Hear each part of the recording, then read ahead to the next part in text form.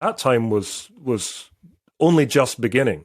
So I was fascinated by how this guy went from being a kind of high school hustler into the chicks, drinking a little bit and, doing sort of menial jobs selling magazines door to door into becoming essentially the most in-demand programmer on the planet, which he was.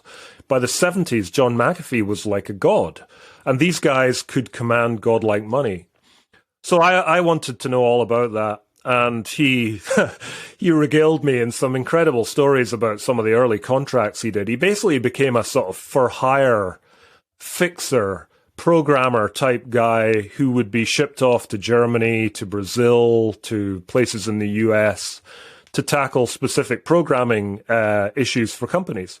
One of them was for NASA, which he faked his resume to get a job at NASA, ended up programming something called the Tyros weather satellite, which he told me to great pleasure and tell me is still pumping back data today from the program he wrote in 1977. So he was this guy who could walk into a company and he had so much confidence that he could like slap down a piece of paper on the desk on the first day and say, "Hi, John McAfee, I've got the solution to your problem and here it is. And by the way, I don't work from the office. I work from home only and I will not change that. And I'll come in once every 2 weeks if you need me. And other than that, just assume that everything's done." So he did this with a number of companies and this just permitted this incredible life that he lived. He just did what the heck he wanted. But people say, he was slacking. He wasn't. The great thing with John was that he could do the work and live that life. And I said to him, what was the sort of psychology behind it? And he said, I just wanted to live life.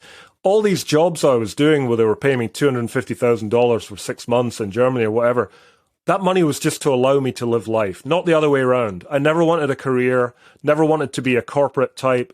I just wanted to be this guy that funded a lifestyle by doing jobs now and again. And that's a complete reversal from how most people live life.